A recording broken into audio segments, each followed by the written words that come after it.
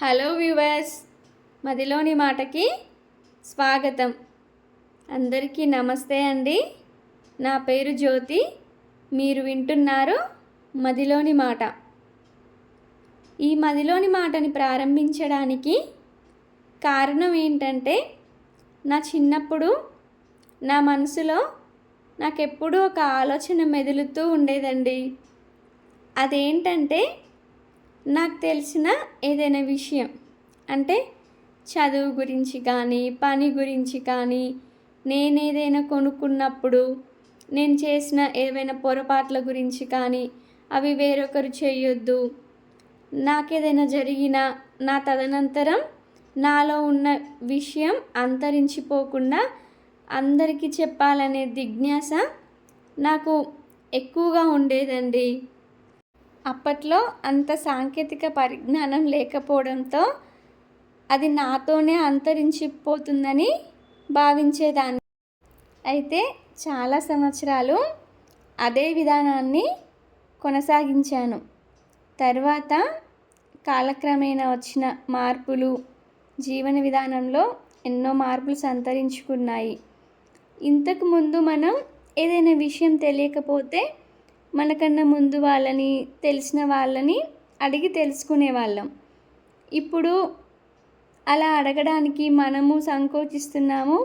చెప్పడానికి అవతలి వాళ్ళకి కూడా తీరిక ఉండక, సమయం కుదరక, ఓపిక లేక ఇలా జరుగుతుంది. ఇంకా తెలుసుకునే వాళ్ళు కూడా ఎక్కువగా యూట్యూబ్ని ఆశ్రయిస్తున్నారు. ఇలా మదిలో మాట ద్వారా తెలియబరుస్తే ఎవరికి సమయం దొరికినప్పుడు వాళ్ళు చూస్తారని మదిలోని మాట ఉద్దేశం. ప్రస్తుత కాలంలో మనస్ఫూర్తిగా మాట్లాడడం ఏమో కానీ మాట్లాడుకోవడమే చాలా తక్కువైపోయిందండి. ఎవరైనా మాట్లాడాలనుకున్నా అదే సమయానికి అవతలి వాళ్ళకి కూడా సమయం దొరకకపోవడం, ఇలా రకరకాల కారణాల వల్ల మనస్ఫూర్తిగా మాట్లాడుకోవడం అయితే ఇంకా చాలా తక్కువనే చెప్పుకోవచ్చు.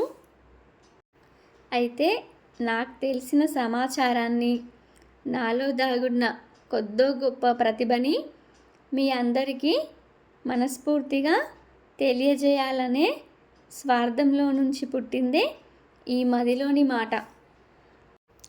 అభివృద్ధి పేరిట ఉరుకులు పరుగులు పెడుతున్నాం. ఆర్థిక వ్యవస్థ అభివృద్ధి చెందడం, సౌకర్యాలు, సదుపాయాలు మెరుగుపడడం, ఇది అభివృద్ధి కావచ్చేమో, కానీ మానసికంగా కూడా అభివృద్ధి చెందాలి. ఉదయం లేవగానే ఏదో వెలితి, పడుకునేటప్పుడు ఏదో అసంతృప్తి, ఎవరు మానసికంగా సంతోషంగా, ప్రశాంతంగా ఉండే వాళ్ళ సంఖ్య చాలా తక్కువైందని చెప్పుకోవచ్చు. పాత రోజుల్లో ఆర్థిక వ్యవస్థలో సదుపాయాల విషయంలో అభివృద్ధి తక్కువగా ఉన్న మానసికంగా పరిపక్వత చెందడం, చనిపోయేంతవరకు అందరూ సంతోషంగా, ప్రశాంతంగా ఉండేవాళ్ళు. ఇప్పుడు ఆర్థిక వ్యవస్థ అభివృద్ధి చెంది మానసిక పరిస్థితి దిగజారిపోయింది. ఇటు దటయింది, అటుది ఇటయింది. మనం ఏది ఇస్తే అదే మనకి వస్తుంది. మనము ఇది అభివృద్ధి చేయాలనే కంగారులో దాన్ని పట్టించుకోవడం మర్చిపోయాం. ఆర్థిక వ్యవస్థ, సదుపాయాలు, సౌకర్యాలు మెరుగుపడడం ఇలాంటి విషయంలో ఇప్పటి పద్ధతులు అవలంబించిన మానసిక పరిస్థితి జీవిత చివరి వరకు సంతోషంగా, ఆనందంగా ఉండాలంటే మాత్రం పాతకాలం పద్ధతులే పాటించాల్సి ఉంటుందని నేను భావిస్తాను. ఇలా చెప్పుకుంటూ పోతే వీడియో ఎక్కువైపోతుంది. ఇలాంటి విషయాల గురించి మరొక వీడియోలో చెబుతాను.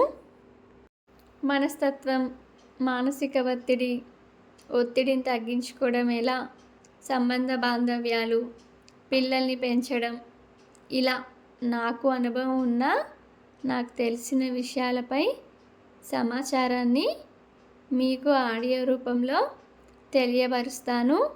ఇలాంటి విషయాలపై ఆసక్తి ఉన్నవారు వీడియోలోని ఆడియోని వినండి. ఇంకో విషయం అండి, యూట్యూబ్ అనేది సముద్రం లాంటిది. ఎవరి ప్రతిభ వారిది, ఎవరి అనుభవం వారిది. ప్రతి ఒక్కరిలోనూ ఏదో ఒక కళ ఉంటుంది. దాన్ని మనం గుర్తించగలగాలి. అది మనలో అయినా, ఎదుటి వారిలో అయినా. Thank you for watching.